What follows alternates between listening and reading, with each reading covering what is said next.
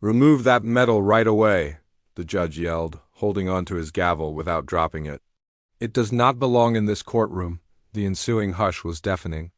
Not in defiance, but with steadfast dignity, Staff Sergeant Nathaniel Brooks stood still in the middle of the courtroom, his spine straight and his eyes fixed forward. His clothes was immaculate.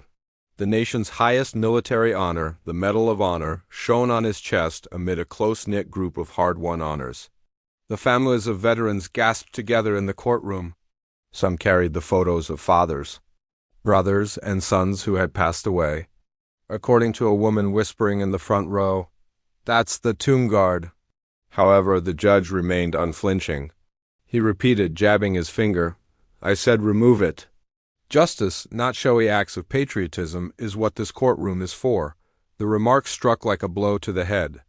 In the gallery the soldiers froze. Uncertain about whether to stand up or cry out, civilians looked around. Brooks, the staff sergeant, remained stationary. His quiet had greater impact than any protest.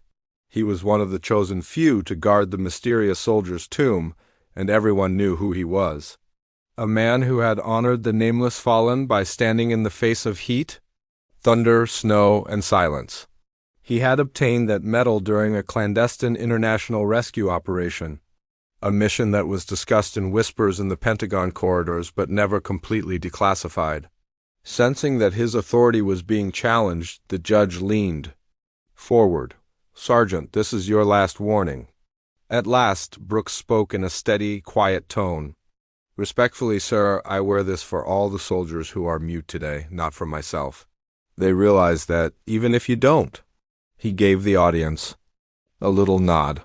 Dozens of relatives of veterans, some of whom are now crying in public.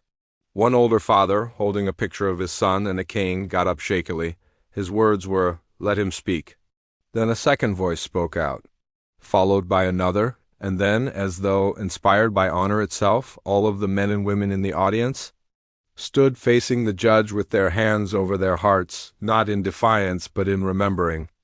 The judge went pale, and he lost control of the room like sand in his hands. Despite his clerk's attempt to mumble something, the damage was already done. He no longer owned the courtroom. It belonged to the weight of sacrifice, the quiet of service, and the unwavering presence of a soldier who could dominate the room without raising his voice. A court official with a document in hand rushed through the doors. "This is an urgent message from the Department of Defense, Your Honor." The judge's mouth clenched.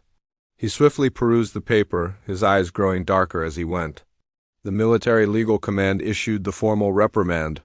His attempt to publicly disgrace a recipient of the Medal of Honor had prompted an instant review. The judge's courtroom was halted in a matter of hours. His gavel had retired by sunrise.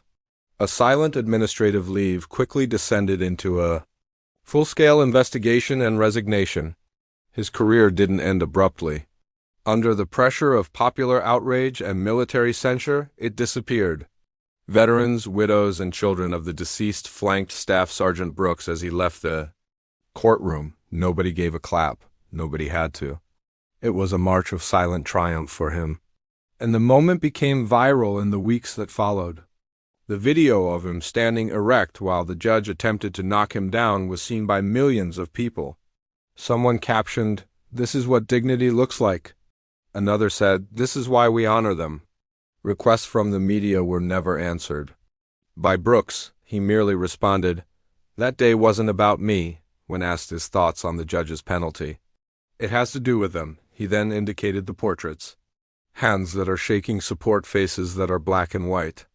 Provide your location in the comments section just before the tale concludes. Let's examine the extent to which this tale has spread. Have a quick one before we leave. Let's see how worldwide this is by having you leave your city or nation in the comments. Therefore, don't assume that silence indicates weakness. To stand tall, true honor need no authorization.